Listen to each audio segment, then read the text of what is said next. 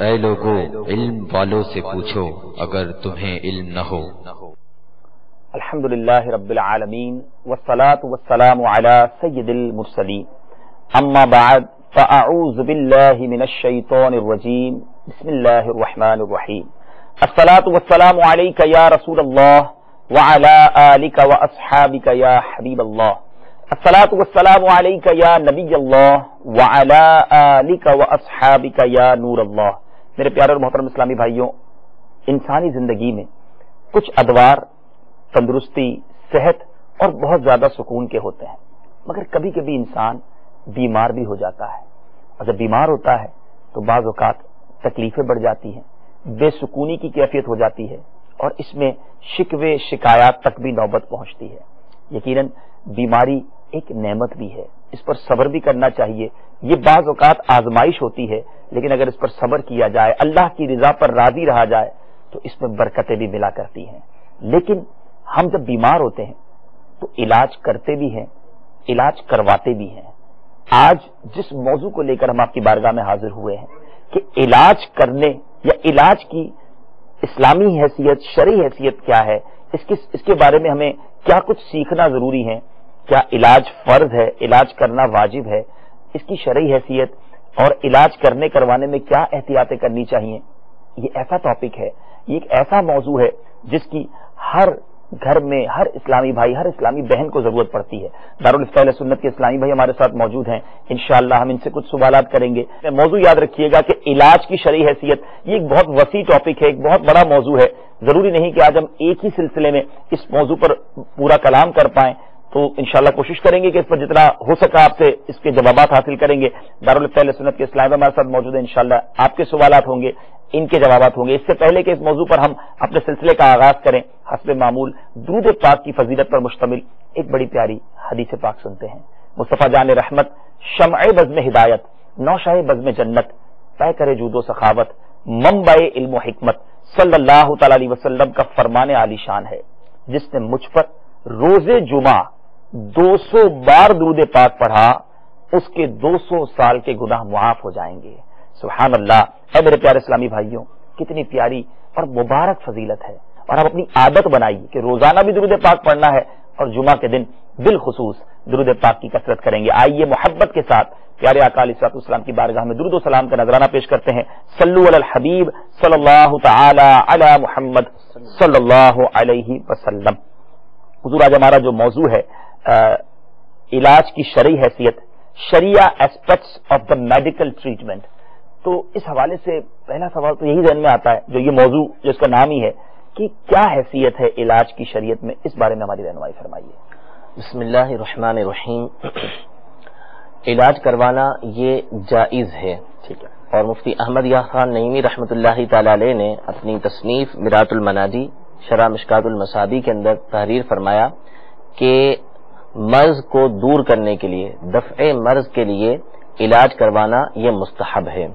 نبی کریم صلی اللہ تعالی علیہ وآلہ وسلم کی بھی سنن مبارکہ سے علاج کا ثبوت ہے کہ آپ نے دواؤں کے بارے میں بھی ارشاد فرمایا، اور کیا دوا کس کے لیے مؤثر ہے، کہاں فائدہ مند ہے، اس کے بارے میں بھی حکم ارشاد فرمایا ہے۔ تو علاج کروانا یہ جائز ہے، البتہ واجب یا فرض نہیں ہے، مستحب ہے کہ علاج کروایا جائے۔ اور علاج کروانے میں جو اصل بات ہے، یعنی دوا کے استعمال کے اندر، وہ یہ ہے کہ حقیقی شافی، حقیقی شفا دینے والا یہ رب العزت جل و علا ہے۔ جیسا کہ ایک حدیث کے اندر یہ ہے کہ جب دوا بیماری تک پہنچ جاتی ہے اللہ تبارک و تعالیٰ کے حکم سے، تو وہ بیماری دور ہو جاتی ہے، اور اگر وہ دوا بیماری تک نہیں پہنچ پاتی، اللہ تبارک و تعالیٰ اس کے درمیان کسی چیز کو حائل فرما دیتا ہے، تو اس صورت میں وہ دوا بیماری کو ختم نہیں کرتی۔ اور مرقات کے اندر مولا علی قاری رحمۃ اللہ تعالی علیہ نے اس مقام پر لکھا کہ بعض اوقات جو ہے دوا اور بیماری کے درمیان اللہ تبارک و تعالیٰ کی طرف سے ایک فرشتہ حائل ہو جاتا ہے، جو اس دوا کو بیماری تک پہنچنے نہیں دیتا، تو اس وجہ سے شفا نہیں ملتی۔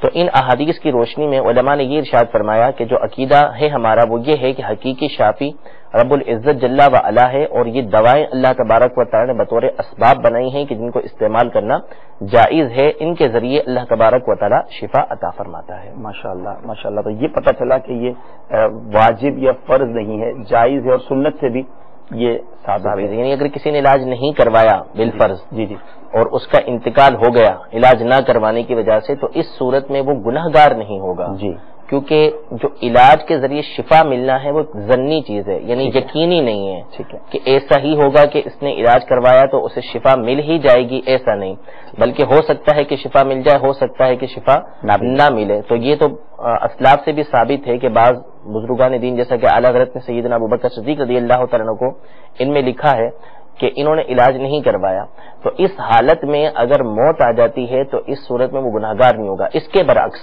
جی، اگر کھانا ہے، جی جی کھانا سامنے رکھا ہوا ہے اور اس کو اتنی شدید بھوک لگی ہوئی ہے کہ اب کھانا نہیں کھائے گا تو مر جائے گا، جی اور مر گیا اس صورت کے اندر، تو یہ شخص گناہگار ہوگا، کیونکہ کھانے کے بعد پتہ ہے کہ بھوک مٹ جاتی ہے، یقینی چیز ہے، اور اس صورت میں جو ہے وہ اس کو جو طاقت قوت حاصل ہو جائے گی، اب اس پر لازم ہو جائے گا کھانا کھا. لیکن حضور آپ نے جس طرح یہ فرمایا، سوال ذہن میں یہی آ رہا تھا کہ جان بچانا فرض ہے، یہ ہم نے سنا ہے، تو اب ایک انسان بیمار ہے اور بیماری اس کی بڑھتی جا رہی ہے، وہ ڈاکٹر کے پاس نہیں جا رہا تو وہ اپنی جان نہیں بچا رہا، ایسا نہیں کہیں ہم؟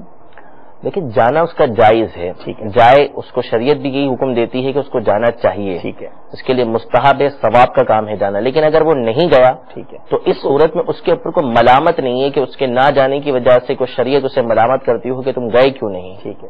اچھا حضور، اب یہ آپ نے بڑی پیاری بات بتا دی کہ جب شفا ہمارے مقدر میں ہوگی، اور آپ نے بڑا اچھا جملہ کہا کہ دوائی شفا تک پہنچ جاتی ہے، اس طرح فرمایا نا آپ نے، دوا بیماری تک پہنچ جاتی ہے، شفا تک پہنچتی ہے، دوا جو ہے وہ جب بیماری تک پہنچتی ہے ٹھیک ہے، تو اس بیماری کو ختم کر دیتی ہے، ورنہ بعض اوقات اس دوا اور اس بیماری کے درمیان جو ہے وہ فرشتہ حائل ہو جاتا ہے. مفتی احمد یار خان نعیمی رحمۃ اللہ تعالی علیہ نے اس کے تحت لکھا ہے کہ ہم نے ایسے لوگوں کو دیکھا کہ وہ دوائی استعمال کرتے رہے اور ایسی رکاوٹ پیدا ہو گئی کہ ان کی موت آ گئی، اور ہم نے اس کے بعد منہ سے ان کی دوائی نکلتے ہوئے دیکھی، پتہ چلا کہ وہ دوا پہنچی نہیں، اور یہ تو حقیقی صورت ہو گئی. اور یہ بھی ہو سکتا ہے کہ دوائی جسم میں چلی گئی لیکن اس تک اللہ تبارک و تعالی نے اس کے اثرات کو بیماری تک اس کے اثرات کو پہنچنے ہی نہ دیا کہ اس کی شفا کا حصول سے ہو جاتا. ٹھیک ہے. تو پھر اب اس کا مطلب رزلٹ تو یہ بھی ہم نکال سکتے ہیں، جو ذہن میں ایک سوال بنتا ہے کہ اب اگر مثال کے طور پہ کسی ڈاکٹر کے پاس کوئی گیا اور اس کو دوائی دی، اس کو صحت نہ ملی،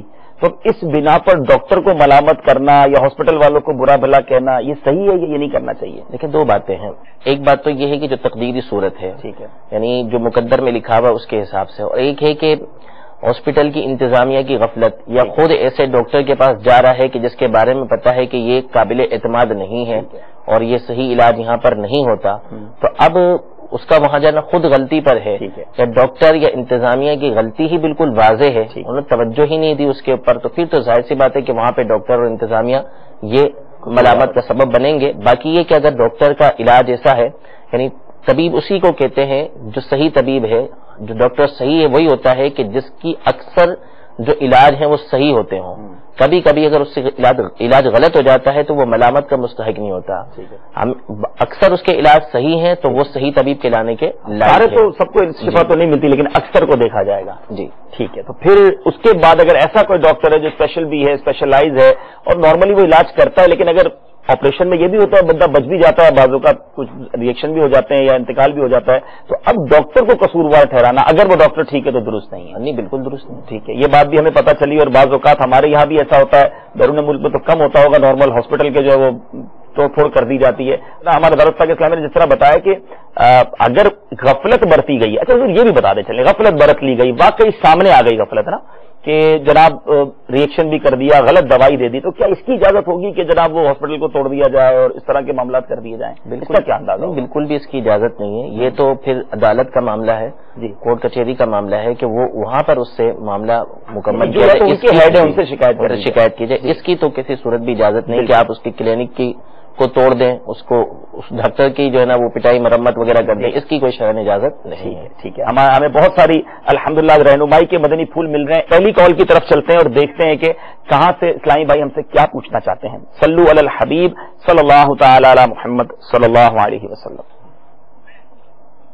السلام علیکم. وعلیکم السلام ورحمۃ اللہ وبرکاتہ. محمد راشد، میں یہ عرض کرنا چاہتا ہوں کہ جب آدمی بیمار ہو تو پہلے کس कौन सा इलाज करना चाहिए, रूहानी इलाज या हकीम से या डॉक्टर से? आप हमें मेहरबानी करके बता दें। माशाल्लाह माशाल्लाह जी हुजूर, 3 इलाज हो गए और डॉक्टर्स में भी फिर वो एलोपैथिक अलग होता है तो होम्योपैथिक अलग होता है, हकीमाना दवाइयां अलग होती हैं, रूहानी इलाज अलग होता है, तो अब कौन सा इलाज पहले करें? देखिए ये तो इख्तियार पर है, जिसको चाहे इख्तियार करना चाहें कर सकते हैं। जो पहले हुसूल हो सकता है जिसका वो करवाएं, तो रूहानी इलाज भी करवाएं कि अहादीस तय्यबा की रोशनी में जो सही अल्फाज के साथ झाड़ फूक की जाती है उससे भी शिफा हासिल होती है, और जो दवाइयां वगैरह हैं उसमें भी अल्लाह तबारक व तआला ने शिफा रखी है तो उनसे भी इलाज करवा सकते हैं। तो जो फर्स्ट उसके पास अवेलेबल हो उसी को वो कर ले, यानी अगर डॉक्टर मिलता है फौरी डॉक्टर से इलाज करवा ले, और अगर रूहानी इलाज करवाना चाहता है तो रूहानी इलाज करवाए। ये इसके इख्तियार में है, जिसको चाहे वो इख्तियार कर सकता है। ठीक है। अच्छा जी, ये इलाज तो हम सभी जाते हैं, डॉक्टर के पास भी जाते हैं, टेस्ट भी करवाते हैं, तो इसमें भी कोई सवाब कमाया जा सकता है? कोई तरीका है कि ये इसको हम सवाब का जरिया भी, आपने कहा जायज है, नहीं करेगा तो गुनाहगार नहीं होगा, लेकिन क्या इसमें कोई अच्छी नीयतें शामिल करके इसमें नेकियां कमाई जा सकती हैं? बिल्कुल, मैंने अर्ज की ना कि मुफ्ती अहमद यार खान नईमी रहमतुल्लाहि तआला अलैह ने इसको मुस्तहब लिखा है। ठीक है। कि इलाज दफ़े मर्ज के लिए इलाज करवाना, यानी मर्ज को दूर करने के लिए इलाज करवाना, ये मुस्तहब है। ठीक है। तो मुस्तहब होता ही सवाब का काम है। तो वो जो भी काम है, जायज काम, मुबाह काम, वो जब अच्छी नीयत के साथ किया जाता है तो वो मुस्तहब और सवाब का काम बन जाता है। तो अब अगर अच्छी नीयत करेंगे, मसलन सेहत मिल जाएगी तो मैं अल्लाह तबारक व तआला की दिलजोई के साथ इबादत करूंगा। जैसे कि रिवायत के अंदर है कि बाज लोग जो है वो बाज चीजों की वजह से गफलत में पड़े होते हैं, धोखे में पड़े होते हैं, तो उसमें से एक चीज जो है वो सेहत की नेमत को फरमाया कि जब तक सेहत की नेमत होती है इनको बीमारी का एहसास नहीं होता, उस वक्त तक वो गफलत में होते हैं। जब बीमारी में आता है तो सेहत की नेमत का उनको पता चलता है। तो सेहत के हुसूल की नियत करे कि जब सेहत हासिल हो जाएगी तो मैं अल्लाह तबारक व तआला की खूब अच्छी तरीके से इबादत करूंगा, दीन का काम करूंगा, अपने माँ बाप की खिदमत करूंगा, अपने अहलो अयाल के लिए रिस्क कमाऊंगा, रिस्क हलाल कमाऊंगा। इस तरह की जितनी अच्छी अच्छी नियतें करेगा उसको सवाब में इजाफा होता चला जाएगा। माशाल्लाह माशाल्लाह। तो यानी इलाज करवाते वक्त भी अगर अच्छी नियतों का माशाल्लाह अगर एहतमाम कर लेंगे हम, तो ये इलाज करवाना, ये टेस्ट करवाना, ये सब चीजें अल्लाह ने चाहा तो हमारे लिए सवाब का जरिया बन जाएंगे। हुजूर, एक और सवाल ध्यान में आता है कि बीमारी के बारे में सुनते तो बहुत है हम ना, कि बीमारी जनाब गुनाहों का कफारा भी है, सब्र किया जाए तो इसकी फजीलत भी है, तो क्या हर बीमारी मोमिन के लिए सवाब का जरिया बन सकती है? और फिर सवाब का जरिया बनाने का तरीका क्या है? मतलब उसमें क्या ऐसा कुछ करना पड़ेगा कि वो वाकई हमारे लिए सवाब का जरिया भी बन जाए? जी बिल्कुल, हर तरह की बीमारी, हत्ता के हदीस पाक में फरमाया कि मोमिन को जो कांटा लगता है ना, उस कांटे से भी उसके गुनाहों को माफ कर दिया जाता है। तो एक कांटे लगने से भी उसके सवाब के अंदर इजाफा हो रहा है, दर्जात उसके बुलंद हो रहे हैं। लेकिन ये याद रखिए कि इसके लिए सब्र जरूरी है। और सब्र होता है इब्तिदा में। ठीक है। आहिस्ता आहिस्ता तो सबको सब्र आ ही जाता है। नबी करीम सल्लल्लाहु तआला अलैहि व आलिहि वसल्लम जो है वो एक कब्र के पास से गुजरे, तो एक औरत जो है वो कब्र पर रो रही थी। ठीक है। तो हुजूर ने उसको मना फरमाया, बुखारी शरीफ के अंदर है, हुजूर ने मना फरमाया, उसको रोने से सब्र करने का हुक्म दिया उसको। तो उसने देखा नहीं कि पीछे हुजूर सल्लल्लाहु तआला अलैहि वसल्लम है, तो उसने कह दिया कि जो मुझ पे गुजरी है वो आप पर थोड़ी गुजरी है। तो नबी करीम सल्लल्लाहु तआला अलैहि वसल्लम तशरीफ ले गए। बाद में उसे बताया गया कि तो प्यारे आका सल्लल्लाहु तआला अलैहि वसल्लम तशरीफ फरमा थे। तो वो परेशान होकर और नादिम होकर पहुंची नबी करीम सल्लल्लाहु अलैहि वसल्लम की बारगाह में और कहा कि मैं सब्र करूंगी। तो हुजूर अलैहि सल्लल्लाहु अलैहि वसल्लम ने फरमाया कि सब्र जो होता है वो पहले मौके पर होता है, कि जब मुसीबत पड़ गई तो अब सब्र करना है। तो इसी तरह बीमारी आ गई, कोई तकलीफ पहुंच गई, वहां पर आपने सब्र कर लिया तो इंशाअल्लाह उस पर आपको सवाब मिलेगा, सवाब में इजाफा होता चला जाएगा। ठीक है। ये बड़ी प्यारी और जबरदस्त मदनी फूल है मेरे प्यारे इस्लाम कि जब मुसीबत आई ना तो उस वक्त पहले सब्र करना, बाद में तो आदत पड़ जाती है। अच्छा, ये कहना हुजूर के हाँ बड़ी तकलीफ में हूँ, बड़ी परेशानी में, लेकिन भाई अल्लाह का शुक्र है सब्र भी कर रहा हूँ, तो ये सब्र रहा या पहले वो तकलीफों का और इजहार हो गया? तो अंदाज क्या होना चाहिए? तो नीयत के ऊपर हुआ। यानी अगर वो पूछना चाह रहा है कि भाई कोई परेशानी है और उसको बताना जरूरी है परेशानी, हमने तो बताया कि भाई ठीक है मैं परेशानियों में हूँ, लेकिन इस परेशानियों पर मुझे अल्लाह से कुछ शिकवा नहीं है, अल्लाह की रहमत है मेरे ऊपर। उसको बता रहा है तो अपनी नीयत पे गौर कर ले कि उसको बताने का उसको कोई फायदा है, उसके बताने से वाकई दुनियावी एतबार से वो इसके लिए उन परेशानियों को दूर करने का बाइस बन सकता है, तो ठीक है सामने वाले को बता, वरना बताने की उसे حاجت نہیں. ماشاءاللہ ماشاءاللہ، بڑی پیاری بات ہے کہ بتائیں اس کو جس سے کوئی اگر واقعی آپ کی یہ پریشانی دور کر سکتا ہے یا کوئی بینیفیشل ہے، ورنہ ہر بندے کو پریشانی بتا کر وہ صبر کا ثواب بھی ایسا نہ ہو کہ کہیں ہم ضائع کر بیٹھیں. کالز کی طرف چلتے ہیں، ایک اور کال اپنے سلسلے میں شامل کرتے ہیں. صلو علی الحبیب صلی اللہ تعالی علی محمد صلی اللہ علیہ وسلم. میں پنڈی بھٹیاں سے بول رہا ہوں، نیاز وغیرہ تاریخ زمین پر جو ناجائز قابض ہوتے ہیں ان کے بارے میں کیا حکم ہے؟ اور دوسرا یہ ہے کہ جب بچہ پیدا ہوتا ہے تو وہ مسلمان پیدا ہوتا ہے یا جب اس کے کان میں اذان اور تکبیر کہی جاتی ہے تب مسلمان ہوتا ہے؟ بینک میں پیسے جمع کروائے ہیں اور جس میں سے ہم وہ دیتے ہیں 1,00,000 کا 1,200 روپیہ، اس لیے ہم نے تو ادھر جمع کروائے ہیں کہ ہمارا تو کوئی حساب کتاب بھی نہیں ہے نا، والا صاحب فوت ہو گئے ہیں، تو کیا یہ لینے چاہیے یا نہیں، یہ پوچھنا چاہتے ہیں. جی، زمین پر جو لوگ ناجائز قبضہ کر لیتے ہیں ان کے بارے میں شرعی حکم کیا ہے؟ سخت ناجائز و حرام ہے، اور حدیث پاک کے اندر ہے کہ جس نے کسی کی زمین کے اوپر قبضہ کیا، ایک بالشت پہ اگر قبضہ کیا تو کل بروز قیامت جتنا حصہ قبضہ کیا ہے یہ 7 زمین تک سارے کے سارا توک بنا کر، یعنی ہار بنا کر اس کے گلے کے اندر لٹکا دیا جائے گا.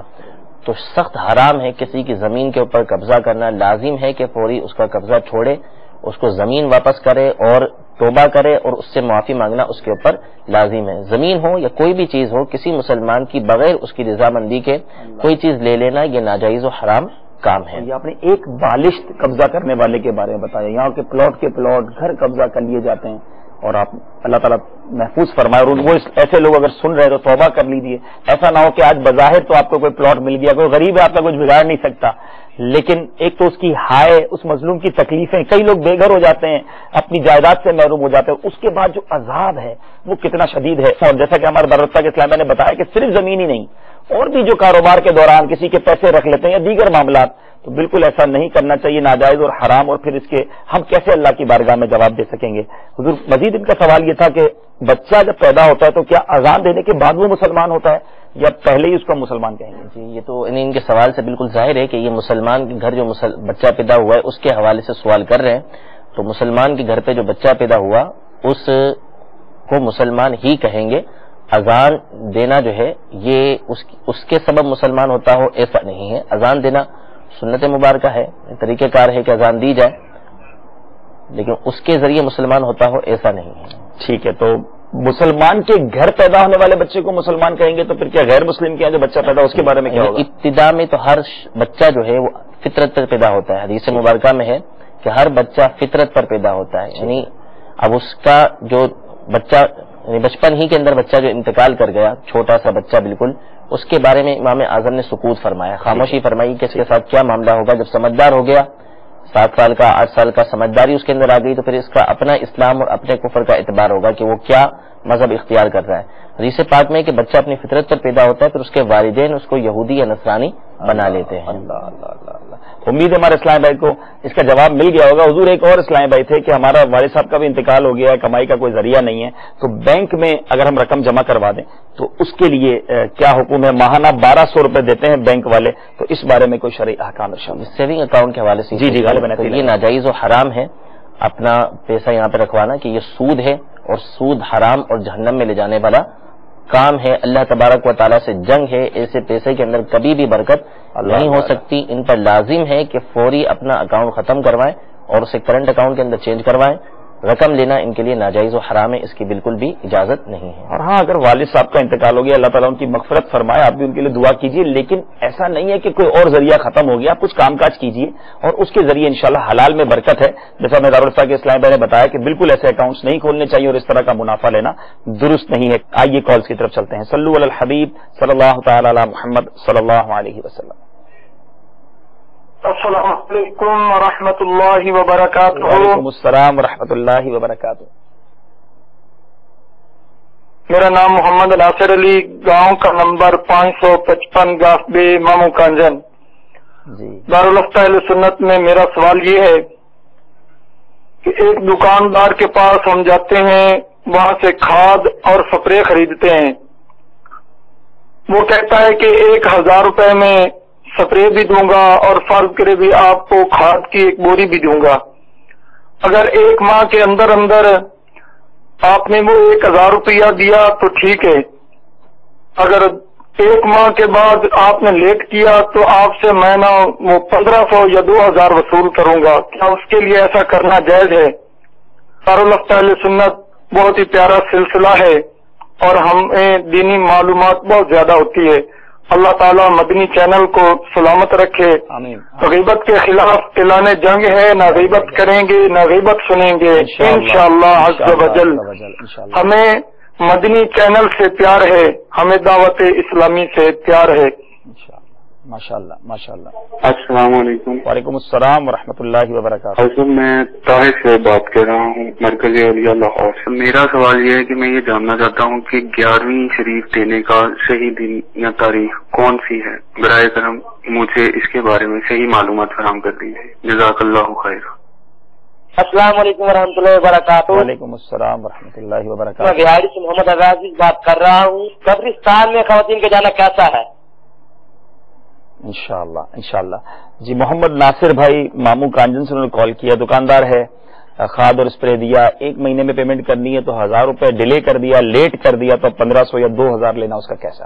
یہ تو جو طریقہ کار انہوں نے بیان کیا یہ ناجائز و حرام ہے، اس کی تو شرعاً اجازت نہیں ہے۔ آپ وقت مقرر کر لیتے کہ بھئی یہ ادھار میں ہم آپ سے خرید رہے ہیں اور 1 مہینے کے اندر 1000 روپے میں 1000 روپے ہم آپ کو دے دیں گے تو یہ جائز تھا ادھار میں خریدنا، لیکن چونکہ اس میں انہوں نے ناجائز اور حرام شرط لگا دی ہے کہ اگر قسط لیٹ ہو گئی یا یہ رقم لیٹ ہو گئی تو اس کے اوپر مزید پیسے دیں گے، جرمانہ دیں گے مزید، تو یہ ناجائز و حرام ہے، اس کی شرعاً اجازت نہیں ہے۔ ٹھیک ہے۔ اور دوسرا سوال ہمارے طاہر بھائی تھے مرکز اللہ لاہور سے، غالباً وہ 11ویں کے حوالے سے کچھ پوچھنا چاہ رہے تھے، میں سوال کو صحیح پک نہیں کر سکا۔ 11ویں کی صحیح تاریخ وغیرہ بتا دیں۔ 11ویں کی صحیح تاریخ یہی کہ ربیع الثانی کی جو 11 تاریخ ہے اس میں غوث پاک رضی اللہ تعالیٰ کے حوالے سے مشہور ہے کہ آپ اس میں میلاد کیا کرتے تھے اور محفل منعقد کیا کرتے تھے، تو یہ تمام عالم اسلام کے اندر رائج ہے، تو اس کے اندر جو صحیح تاریخ ہے، صحیح تاریخ 11ویں تو جب چاہیں کر سکتے ہیں، ٹھیک ہے، لیکن جو مشہور و معروف تاریخ ہے عام طور پہ وہ یہ ربیع الثانی کی 11 تاریخ ہے کہ اس میں کیا جاتا ہے۔ باقی جب چاہیں غوث پاک رضی اللہ تعالیٰ عنہ یا کسی بھی ولی کے ایصال ثواب کے لیے جو محفل منعقد کرنا چاہیں جو شریعت کے مطابق ہو وہ کر سکتے ہیں۔ ماشاءاللہ ماشاءاللہ۔ بہاڑی سے اسلامی بھائی تھے، قبرستان میں اسلامی بہنوں کا جانا کیسا؟ منع ہے، اجازت نہیں ہے شرعاً ان کو قبرستان میں جانے کی، نہ کسی ولی کے مزار پہ جانے کی اجازت ہے جو اسلامی بہنیں ہیں ان کو، البتہ صرف اور صرف جو یہاں پہ استثناء ہے وہ نبی کریم صلی اللہ تعالی علیہ وسلم کے روضہ مبارکہ کا ہے کہ وہاں کی حاضری عورتیں دے سکتی ہیں، اس کے علاوہ کسی دوسرے قبرستان میں جانا یا کسی مزار پہ جانے کی ان کو شرعاً اجازت نہیں ہے، منع ہے ان کو جانا۔ ٹھیک ہے۔ اچھا حضور، اب واپس آتے ہیں اپنے موضوع کی طرف، علاج کی شرعی حیثیت۔ گھر میں کوئی بیمار ہے، مثال کے طور پہ بوڑھے ماں باپ ہیں، وہ بیمار ہیں، تو اولاد پر کیا ضروری ہے ان کا علاج کروانا؟ نہیں کروائیں گے تو کیا اس بارے میں حکم ہوگا؟ دیکھیں، علاج تو اپنی ذات کا بھی واجب نہیں ہے، جیسا کہ میں نے شروع میں عرض کی، تو جو چیز واجب ہے بچوں پر یا والد کا بچوں پر، والد کے جو حقوق میں بچوں کے حقوق شامل ہیں والد کے اوپر، یا بیوی کے شوہر کے اوپر جو حقوق واجب ہیں وہ نان نفقہ دینا ہے، ٹھیک ہے، کہ ان کو کھانے پینے کی چیزیں دیں، کھلانے کے لیے چیز دیں، اور رہنے کے لیے گھر وغیرہ دے، پہننے کے لیے کپڑا دے، یہ چیزیں لازم ہیں۔ علاج اپنی ذات کا بندے کے پر واجب نہیں ہے تو کسی اور کا کیا ہوگا؟ البتہ چونکہ یہ ہے، چونکہ ہم ایک دنیا کے اندر رہ رہے ہیں، تو معاشرے کا بھی ایک لحاظ ہوتا ہے، کچھ اخلاقی آداب ہوتے ہیں، تو ظاہر ہے کہ کوئی بھی ایسا ہمارے یہاں پر نہیں ہوتا عام طور پہ، یعنی یہ تو ہے کہ متوکلین کا ایک طریقہ کار ہے کہ وہ علاج سے بعض ایسے بزرگان دین گزرے ہیں کہ جو علاج نہیں کرواتے تھے، لیکن ہمارے معاشرے کے اندر ہر ایک علاج کرواتا ہے، تو اب اپنا علاج بھی بندہ کرواتا ہے، تو جو معاشرے کا ادب ہے اور اخلاقی طور پہ جو ادب کہلاتا ہے وہ یہی ہے کہ اپنے والدین کا وہ علاج کروائے، جب اس کے پاس وسعت ہے اتنی کہ وہ علاج کروا سکتا ہے تو اپنے والدین کا، اپنی اہلیہ کا، اپنے بچوں کا، سب کا وہ علاج کروائے۔ والدین کی رضا بھی ہے، ان کی سہولت کے لیے خوشی بھی ہے ان کی۔ جی تو ماشاءاللہ ہماری سلسلے میں ہم علاج کی شرعی حیثیت پر مدنی پھول حاصل کرنے کی کوشش کر رہے ہیں، کالز کا آپ کا سلسلہ بھی جاری ہے، کچھ اور کال سلسلے میں شامل کرتے ہیں۔ صلو علی الحبیب صلی اللہ تعالی علی محمد صلی اللہ علیہ وسلم۔ السلام علیکم ورحمۃ اللہ۔ وعلیکم السلام ورحمۃ اللہ وبرکاتہ۔ میرا نام محمد حاجی اسلم ہے اور میں ضلع نوابشاہ سے بات کر رہا ہوں. میرا عرض یہ ہے کہ مجھے پیشاب میں تکلیف ہے. جب نماز کے لیے میں کپڑے بدلتا ہوں، ہر روز بدلتا ہوں، لیکن پیشاب کے بعد تھوڑا بہت قطرہ آ جاتا ہے. کبھی میں گھر پہ ہوں، کبھی باہر ہوں. کیا اس صورت میں نماز پڑھ سکتا ہوں؟ السلام علیکم ورحمۃ اللہ وبرکاتہ. وعلیکم السلام ورحمۃ اللہ وبرکاتہ. میں روزانہ 1000 مرتبہ درود پاک اور سورہ اخلاص شریف پڑھ کر اپنے امی ابو کو اصالہ ثواب کرتا ہوں. ماشاءاللہ. کہ والدین فوت ہو چکے ہیں تو ان کی روحوں کو اصالہ ثواب کرتا ہوں. جیسا کہ حدیث پاک میں آتا ہے کہ جو شخص روزانہ 1000 مرتبہ درود پاک پڑھتا ہے اتنی دیر مرے گا نہیں جتنی دیر جنت میں اپنا ٹھکانہ نہ دیکھ لے. تو کیا یہ مجھے اس کے علاوہ بھی 1000 مرتبہ درود پاک پڑھنا پڑے گا یا یہی کافی ہے جو میں اپنے والدین کو اصالہ ثواب کرتا ہوں؟ جزاک اللہ خیرہ. تو حضور حاجی اسلم صاحب تھے نواب شاہ سے کہ پیشاب میں ان کو تکلیف اس طرح کے قطرے کے معاملات جو ہوتے ہیں، تو اس حوالے سے نماز کے کیا احکام ہوں گے؟ دیکھیں، جن کو قطرے آتے ہیں یہ دو طرح ان کا مسئلہ ہوتا ہے. ایک تو ہوتا ہے شرعی معذور اور ایک شرعی معذور نہیں ہوتے. جو شرعی معذور نہیں ہوتے وہ اس طرح ہوتے ہیں کہ ان کو قطرے اتنے نہیں آتے کہ ان کو نماز پڑھنے کا وقت ہی نہ ملے، یعنی وضو کر کے وہ بآسانی نماز پڑھ سکتے ہیں، اس کے بعد انہیں قطرے آ گئے. تو اگر ایسی کنڈیشن ہے تو یہ شرعی معذور نہیں ہے. ان پر تو لازم ہوگا کہ یہ وضو کر کے پھر نماز پڑھیں گے، اور کپڑوں پہ جو پیشاب کے قطرے گرے ہیں تو ان کو بھی وہ پاک کریں. اگر تو 1 درہم سے بڑھ گئے اس صورت میں تو ان کی نماز ہوگی نہیں، دوبارہ پڑھنا پڑے گی، اور اس سے کم ہے تو بھی بہتر ہے اس کو لوٹانا ان کے لیے اچھا ہے. اور اگر یہ شرعی معذور ہیں، یعنی ابھی وضو کرتے ہیں، وضو کر کے نماز کے لیے کھڑے ہوتے ہیں کہ قطرہ آ جاتا ہے، اور پھر دوبارہ یہ گئے وضو کرنے، اب دوبارہ ابھی کھڑے ہوئے کہ دوبارہ قطرہ آ گیا، یا وضو کر رہے تھے اس دوران قطرہ آ گیا، تو یہ ساری نماز کا وقت ان کا اسی میں گزر جاتا ہے کہ ان کو مسلسل قطرے آتے رہتے ہیں، ان کو فرض پڑھنے کا وقت بھی نہیں ملتا. تو اگر پورا ایک وقت ایسا ہی گزر گیا، مثلا ظہر کے وقت یہ کھڑے ہوئے تھے نماز پڑھنے کے لیے، ان کو قطرے آتے رہے اور عصر کا وقت قریب ہو گیا، تو اب یہ ہو گئے شرعی معذور. اب یہ آخری وقت میں بالکل ظہر کی نماز پڑھیں گے.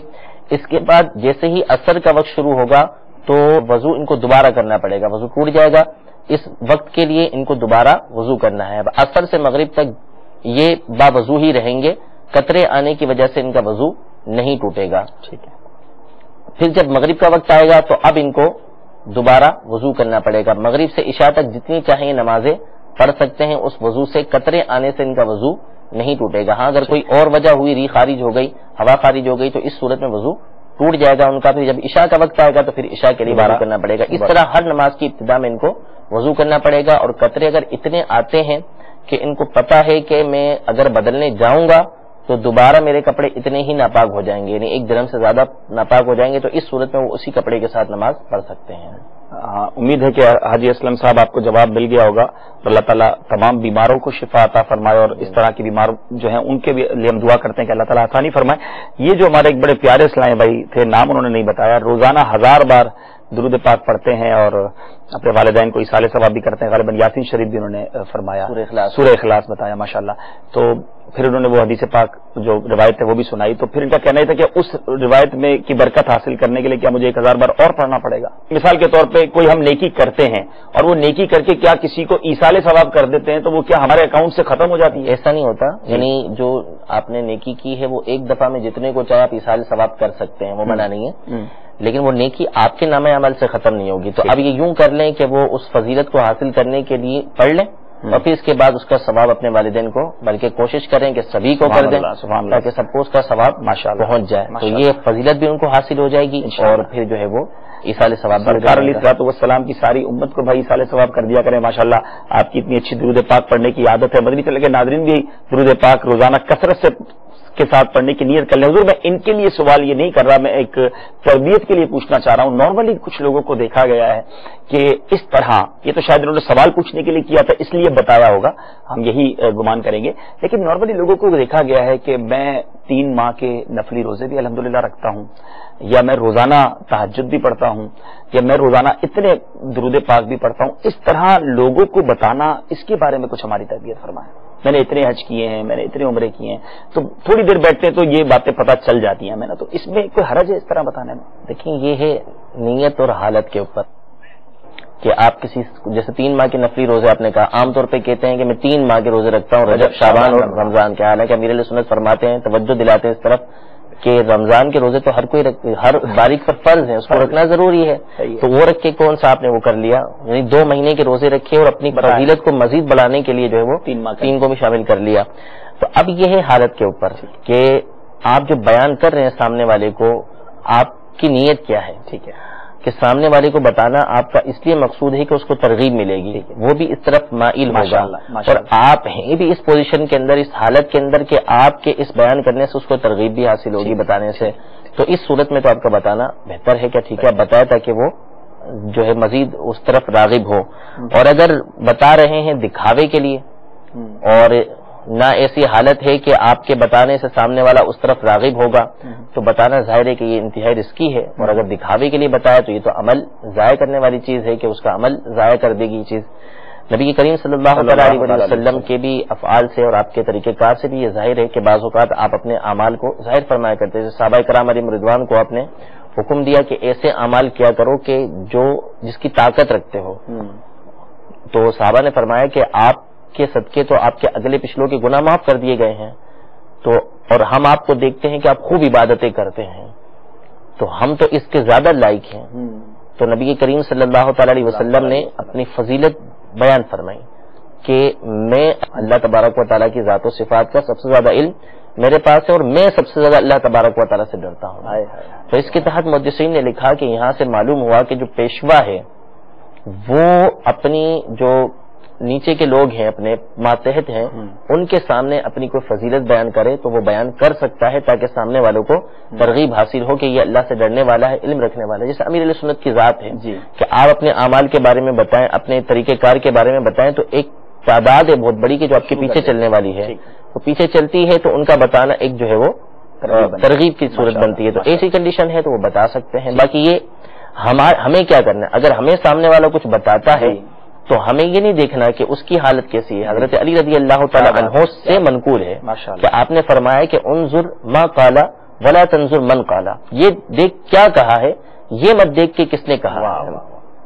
تو ہمیں اگر سامنے والا ایسی چیز بتاتا ہے, جیسے انہوں نے 1000 دفعہ درود پاک پڑھنے اور اس کے ساتھ ساتھ اپنے والدین سے محبت اور والدین کی جو ان کو اصالے ثواب کرنے کی ترغیب تھی, تو انہوں نے جو بتائی اس سے ہمیں سبق حاصل کرنا چاہیے کہ ہم درود پاک پڑھیں, اور اسی طرح اگر والدین حیات ہیں تو بھی ان کے لیے اصالے ثواب کریں کہ زندہ کو بھی اصالے ثواب کر سکتے ہیں. تو اگر ہمارے سامنے کوئی اسی بات بیان کرتا ہے تو ہمیں اس کی اچھی حالت کا ہی اعتبار کرنا. ماشاءاللہ دونوں کی تربیت فرما دی ماشاءاللہ, کہ بتانے والے کو سوچنا چاہیے کہ میں کیوں بتا رہا ہوں, اپنی نیت کا خیال کر لے, اور سننے والے کو بدگمانی نہیں کرنی چاہیے. دیکھو بھائی اپنی شیخی دکھا رہا ہے اور اپنی عبادتیں بتا رہا ہے, بریلینٹ ماشاءاللہ. مدینہ ہمیں یہ جواب ملا, اور ہم دونوں طرف والوں کی تربیت ہو رہی ہے کہ ہمیں کوئی اگر اپنی عبادات بتاتا بھی ہے تو ہمیں اس کی عبادتوں سے یہ لینا چاہیے کہ میں بھی یہ کروں. یہ نہیں سوچنا چاہیے دیکھو جناب وہ اپنی عبادتوں کو وہ کر رہا ہے, اظہار کر رہا ہے. اور بولنے والے کو اپنے بارے میں غور کر لینا چاہیے. کالز بھی کافی ہیں, کالز کی طرف چلتے ہیں, کچھ کال سلسلے میں شامل کرتے ہیں اور دیکھتے ہیں کہ کہاں سے اسلامی بھائی ہم سے کیا پوچھنا چاہتے ہیں. صلو علی الحبیب صلی اللہ تعالی علی محمد صلی اللہ علیہ وسلم. السلام علیکم ورحمۃ اللہ وبرکاتہ. وعلیکم السلام ورحمۃ اللہ وبرکاتہ. سوال میرا یہ ہے کہ دوسری شادی کرنے کے لیے بیوی کی اجازت ضروری ہے یا نہیں؟ جی حضور کیا فرماتے ہیں, دوسری شادی کرنی ہو تو بیوی کی اجازت, پہلی بیوی ظاہر اس کی اجازت ضروری ہے کہ نہیں ہے؟ چند باتیں یہاں پہ قابل غور ہیں. پہلے یعنی اجازت سے پہلے یہ ضروری ہے کہ دوسری شادی جو کر رہے ہیں انہیں یہ معلوم ہو کہ جب میں دوسری شادی کر لوں گا تو اب میرے پر کیا کیا چیزیں لازم ہو جائیں گی. ٹھیک ہے, سب سے پہلی چیز جو لازم آئے گی وہ تو یہی آئے گی کہ دونوں کے حقوق کی برابری ان پر لازم ہوگی. انہیں جو دوسری بیوی کو دینے ہیں وہی حق پہلی بیوی کو بھی دینے ہیں، تو مساوات دونوں کے درمیان قائم کرنا ضروری ہے، ورنہ حدیث پاک کے اندر یہ الفاظ موجود ہیں کہ جس کی دو بیویاں ہوں اور وہ ان میں سے ایک کی طرف مائل ہو کے رہ جائے تو قیامت کے دن ایسے آئے گا کہ ایک طرف جھکا ہوا ہوگا اس کا، بالکل ایک حصہ بالکل مائل ہوگا ایک طرف اس کا، یعنی عذاب کی صورت کے اندر وہ قیامت کے دن آئے گا۔ تو دوسری شادی کری یا تیسری کری یا چوتھی کری، چاروں کے درمیان مساوات کرنا اس پر لازم ہے۔ البتہ شرعن جو ہے وہ پہلی بیوی کی اجازت جو ہے وہ لازم نہیں ہے۔ ہاں یہاں پر یہ احتیاط ہے جو امیر اہل سنت نے اپنے مذاکروں کے اندر بارہا مرتبہ فرمائی ہے کہ اگر دوسری شادی کی جاتی ہے تو آج کا جو ماحول ہے، جو معاشرہ ہے ہمارا، اس میں غیبت کے دروازے کھل جاتے ہیں، لوگوں کی زبانیں کھل جاتی ہیں، اس لیے اگر کسی نے دوسری شادی کرنی ہے تو اس کے لیے بہتر یہ ہے کہ پہلے اپنے خاندان والے کو، پہلی بیوی کے خاندان والوں کو، اور جہاں دوسری جگہ پر کر رہا ہے ان کے خاندان والے، ان سب کو اعتماد ملے، ان کو اعتماد ملے تاکہ جو ہے وہ دروازے غیبت کے، بہتان کے اور اس طرح کے معاملات جو ہوتے ہیں وہ نہ کھلیں اور اس کے لیے آسانیاں ہو جائیں۔ ٹھیک ہے، امید ہے کہ ہمارے اسلام بھائی کو جواب مل گیا ہوگا۔ ایک اور آخری کال سلسلے میں شامل کرتے ہیں اور دیکھتے ہیں کہ کہاں سے اسلامی بھائی اور ہم سے کیا پوچھنا چاہتے ہیں۔ صلو علی الحبیب صلی اللہ تعالی علی محمد صلی اللہ علیہ وسلم۔ میرا سوال ہے کہ پہلے جس طرح آپ نے کہا ہے کہ عورت دربار میں بھی نہیں جا سکتی اور قبرستان میں بھی نہیں جا سکتی، تو کیا کسی پیر کی مرید ہو سکتی ہے؟ سوال میں کچھ شاید کنفیوژن ان کو کہ دربار میں جا سکتی ہے، قبرستان میں نہیں جا سکتی، اور پھر تیسرا سوال یہ کہ پیر کی مرید ہو سکتی ہے کہ نہیں۔ نہیں کرنا یہی بتانا یہ چاہ رہے تھے کہ آپ نے کہا کہ دربار میں نہیں جا سکتی اور نکل ان کے منہ سے کیا جا سکتی، دربار پہ بھی نہیں جا سکتی، منع ہے اس کے لیے جانا، اور مرید وہ ہو سکتی ہے، مرید ہونا منع نہیں ہے، اور اس کے لیے اس کے شوہر کی اجازت بھی اس پر لازم نہیں ہے، یعنی جو بالغہ ہے جس کی شادی ہو چکی اس کے لیے اپنے شوہر کی اجازت لینا بھی ضروری نہیں ہے۔ ٹھیک ہے، مرید وہ ہو سکتی ہے، البتہ مرید جس سے ہوگی، مریدنی جس کی ہوگی اس کے لیے ضروری ہے کہ جس پیر سے ہو رہی ہے وہ کامل ہونا چاہیے، جامع شرائط ہونا چاہیے۔ ٹھیک ہے، اب یہ کلیئر ہوا کہ عورت جو وہ قبرستان بھی نہیں جا سکتی، مزارات پر بھی نہیں جا سکتی، اچھا مرید ہو سکتی ہے، لیکن کیا اپنے پیر کے پاس وہ جا سکتی ہے، ان کے ہاتھ وغیرہ چوم سکتے ہیں، ان کی بارگاہ میں جا کر بیٹھ سکتے ہیں؟ ہاتھ چومنے کی تو اجازت نہیں ہے، ٹھیک ہے، البتہ ان کی بارگاہ میں بیٹھنے کی بہت ساری شرائط ہیں۔ ٹھیک ہے، اب جیسے جوان ہے پیر، ٹھیک ہے، یہ خود بھی جوان ہے،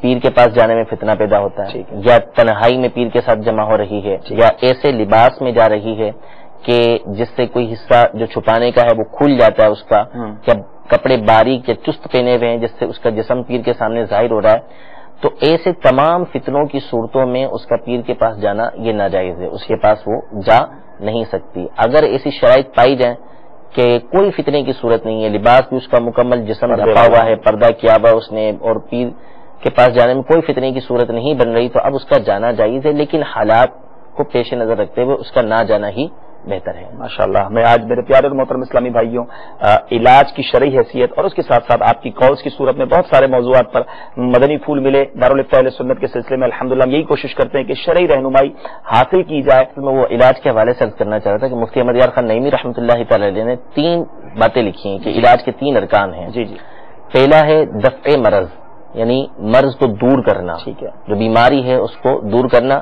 دوسرا ہے حصول شفا، حصول صحت، یعنی صحت حاصل ہو جائے، بیماری تھی بخار دور ہو گیا۔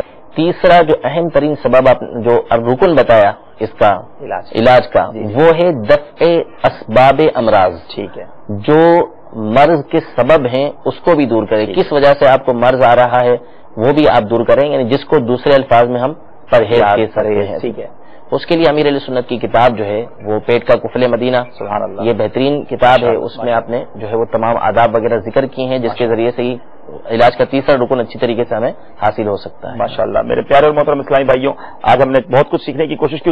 آخری میں سوال کروں گا، سلسلے کا وقت اختتام کی طرف ہے۔ یہ باتیں تو ہماری ہوئی جو مدنی پور ہم نے حاصل کی ہے، وہ جسمانی علاج اور بیماریوں سے علاج ہے۔ ایک تو یہ ہے جو ہم بیمار ہوتے ہیں ڈاکٹر کے پاس چلے گئے، علاج کروایا، یا کوئی میڈیکیشن لے لی، دوائی لے لی۔ جو روحانی بیماریاں ہیں، جو ہمارے گناہوں کی بیماریاں ہیں، کیا اس کے علاج کی کیا صورت ہے اور اس کا علاج بھی ضروری ہے؟ اس بارے میں کچھ رہنمائی فرمائیے۔ بالکل، علاج اس کا بھی ضروری ہے، اور گناہوں کی بیماری تو وہ مہلک بیماری ہے کہ اگر جسمانی بیماری کا علاج واجب نہیں ہے، ٹھیک ہے، لیکن گناہوں کی جو بیماری ہے وہ بعض صورتوں میں واجب اور بعض صورتوں میں فرض ہے، اللہ اللہ اللہ، کہ جو جو گناہ ہیں وہ بعض حرام قطعی ہوتے ہیں، بعض حرام ہوتے ہیں، حرام ظنی ہوتے ہیں، تو اس کے لحاظ سے اس کا علاج کرنا اس کے اوپر لازم ہے، اور اس کا سب سے بہترین طریقہ یہ ہے کہ وکونوا مع الصادقین، سچے لوگوں کے ساتھ ہو جاؤ۔ یا ایھا الذین آمنوا اتقوا اللہ وکونوا مع الصادقین، اللہ سے ڈرو، پرہیزگاری حاصل کرو اور سچوں کے ساتھ ہو جاؤ، تو کسی اچھے ماحول کے ساتھ وابستہ ہو جائیں۔ جب اچھے لوگوں کے ساتھ رہیں گے تو اچھوں کی صحبت آپ کو اچھا بناتی رہے گی، اچھائی کے اندر لاتی رہے گی، اور اس کا بہترین ذریعہ دعوت اسلامی کا مدنی ماحول ہے، اور کوئی ڈھکی چھپی بات نہیں کہ لاکھوں ہزاروں کی تعداد میں نوجوان کہ جو پہلے گناہوں بھری زندگی گزار رہے تھے اور آج وہ ان گناہوں کے امراض سے ایک بڑی تعداد ہے، اور بہت سارے ان کے گناہ ہیں کہ جس سے وہ شفا پا چکے ہیں۔ ماشاءاللہ ماشاءاللہ، دو بڑی اہم باتیں ہمیں آخر میں یہ مدنی پھول مل رہا ہے کہ ایک تو یہ کہ دنیا کی بیماری کے علاج کے لیے ہم سب کوشاں، بیمار ہو جائے تو بےقل ہو جائیں اور ڈاکٹر کی تلاش شروع، لیکن شاید ہم میں سے ہر شخص یا ہماری اکثر تعداد جو ہے وہ گناہوں کے مرض میں مبتلا ہے، لیکن ہم کیا اس کے علاج کی فکر کر رہے ہیں؟ حالانکہ ہمیں پتہ چلا کہ بعض اوقات یہ علاج واجب اور بعض صورتوں میں فرض ہو جاتا ہے، لیکن ہم اس کی فکر نہیں کرتے، بیماریاں پالے چلے جا رہے ہیں۔ اور پھر دنیا میں ہم کیا کرتے ہیں؟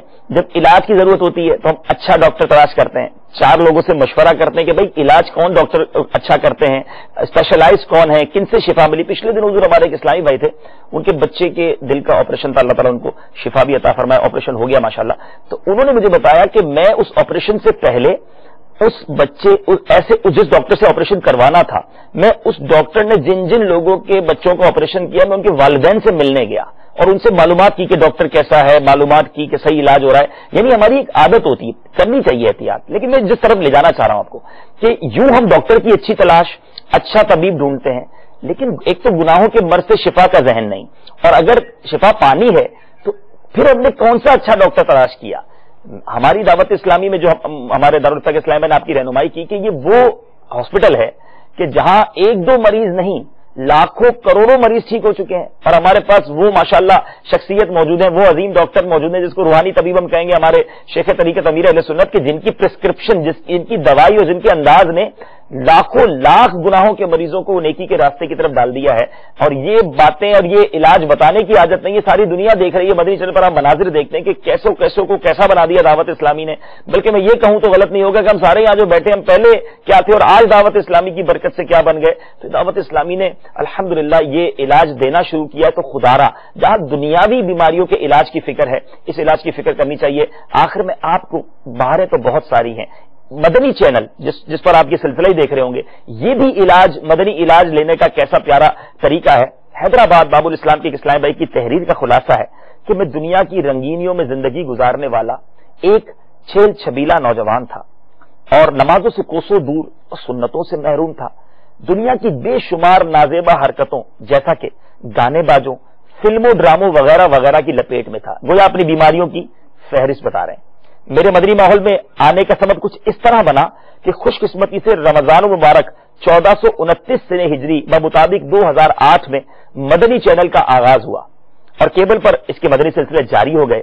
اللہ عز و جل کی رحمت سے میں نے ان سلسلوں کو دیکھا، مجھے بہت اچھے لگے۔ اب میں اکثر و بیشتر مدنی چینل ہی دیکھنے لگا۔ ایک بار مدنی چینل پر سنت و بھرا بیان، امیر علیہ سنت کا بیان، کالے بچھو سننے کی سعادت نصیب ہوئی۔ میں خوف خدا سے لرز اٹھا اور میں نے ہاتھوں ہاتھ اپنے چہرے پر داڑھی سجانے کی نیت کر لی، اور مدنی چینل پر جب گانوں کے 35 کفریہ اشعار نامی بیان سنا تو میں نے گھبرا کر ہاتھوں ہاتھ گانے سننے سے بھی توبہ کر لی۔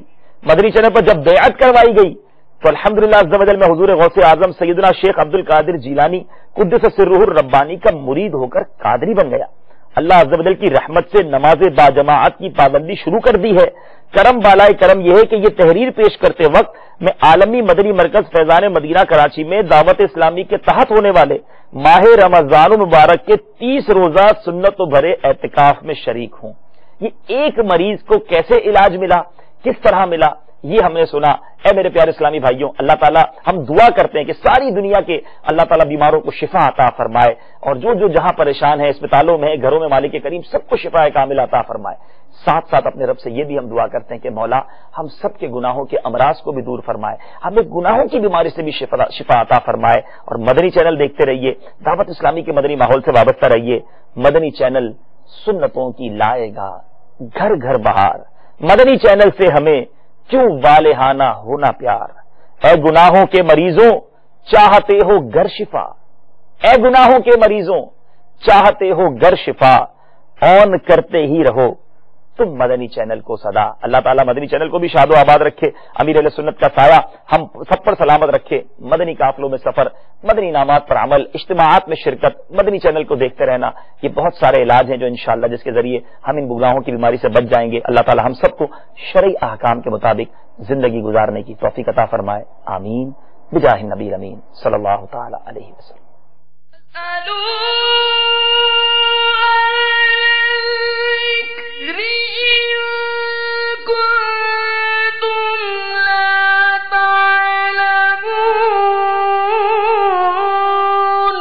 तो ऐ लोगों, इल्म वालों से पूछो अगर तुम्हें इल्म न हो। अभी जो आपने सिलसिला मुलाहिजा फरमाया, इसके बारे में अपने तासुरात और मदनी मशवरे 0312-492-1389 और 0301-2612-176 पर SMS या feedback@madanichannel.tv पर मेल कर सकते हैं।